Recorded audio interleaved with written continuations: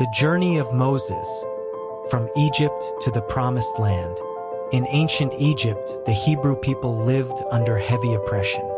Enslaved, they were forced to work tirelessly, building cities, monuments, and harvesting crops for Pharaoh. But the Hebrews grew in number, and this alarmed Pharaoh, who feared they might one day become strong enough to rebel. To prevent this, he decreed that all newborn Hebrew boys be thrown into the Nile River, aiming to extinguish future generations.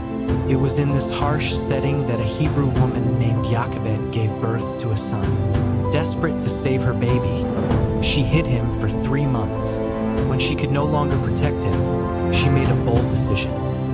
She crafted a basket of reeds, sealed it with tar to make it float, and placed it on the Nile River, sending it downstream in the hope that someone compassionate would find him. The basket, guided by the current, ended up near the place where Pharaoh's daughter bathed.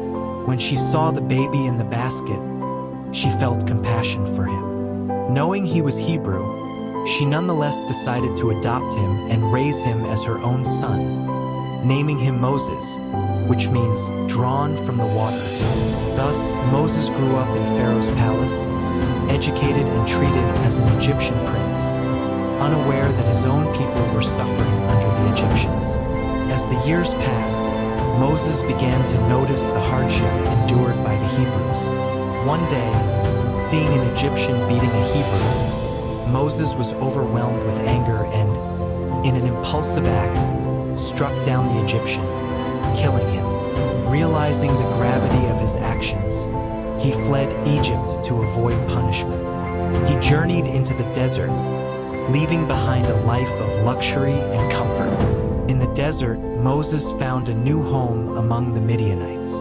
He became a shepherd for Jethro, a priest of the region, and married Jethro's daughter, Zipporah. Years later, while tending the flock in the mountains, Moses saw something unusual.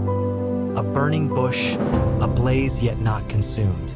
Curious, he approached, and then he heard the voice of God, calling him by name and giving him a divine mission. Return to Egypt and free my people from slavery. At first, Moses hesitated, questioning whether he was the right person for such a task. He feared how he would be received and doubted that Pharaoh and the Hebrew people would believe him. But God reassured him and gave him signs to demonstrate his power. One of these signs was the ability to turn his staff into a serpent and then back into a staff. Another was the ability to make his hand leprous and then restore it. Moses accepted the mission, and with his brother Aaron by his side, he returned to Egypt to confront Pharaoh. Back in the palace, Moses and Aaron went before Pharaoh and asked him to let the Hebrew people go. But Pharaoh, proud and stubborn, laughed at them and refused, making the Hebrews' labor even harsher. In response, God began to send plagues upon Egypt, one after another, to demonstrate his power and persuade Pharaoh to release the Hebrews. The first plague turned the Nile River into blood, killing the fish and making the water undrinkable. Yet Pharaoh remained unmoved. Then came other plagues. A swarm of frogs covered the land, followed by infestations of gnats and flies. Afterward, the Egyptian livestock died. Painful boils afflicted the Egyptians. A devastating hailstorm destroyed crops. Locusts devoured what remained. And finally, a total darkness blanketed Egypt for 3 days. Yet Pharaoh's heart remained hardened. The last plague, declared to be the most devastating, would bring death to all Egyptian firstborns, including Pharaoh's own son. Before this happened, God instructed Moses to establish the Passover. Each Hebrew family was to sacrifice a lamb and mark their doorposts with its blood.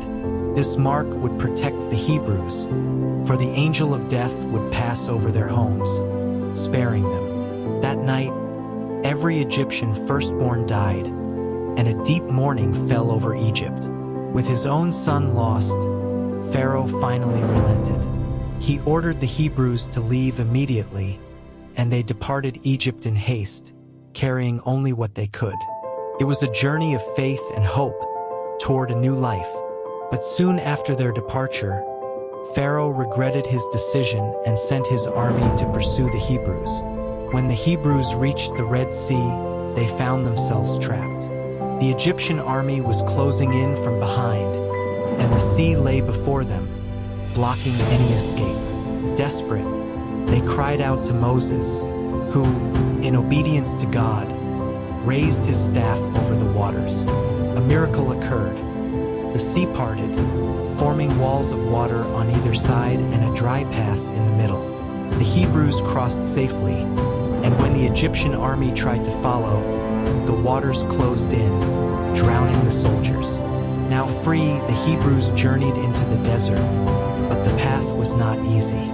They faced hunger and thirst, and many began to question if they had made the right choice in leaving Egypt. In response to their needs, God provided manna, a food that appeared each morning as flakes, and brought water from a rock when Moses struck it with his staff. Despite their hardships, God was with them, providing and protecting. After some time, Moses led the people to Mount Sinai, where he ascended to meet with God.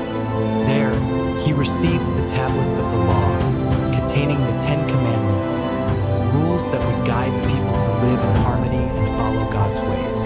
This moment marked a new covenant between God and the Hebrew people, affirming that they were his chosen people and were to live according to his laws. However, the Hebrews still faced years of trials in the desert. For 40 years, they wandered, encountering challenges and learning to trust in God and in Moses as their leader. With every difficulty, Moses guided them with patience and faith, encouraging them to keep going even when the future seemed uncertain. Finally, after decades of travel, they arrived at the border of the Promised Land, Canaan. God allowed Moses to see the land from afar, but informed him that he would not enter it. Instead, he would pass leadership to Joshua, who would lead the people in the conquest of Canaan. Moses, the great liberator, had completed his mission. He led his people from slavery to freedom, from idolatry to faith in the one true God, and left them prepared for a new life in the Promised Land. His story is remembered through generations, not only as a leader, but as an example of faith, obedience, and courage, inspiring all who seek a path of freedom and hope.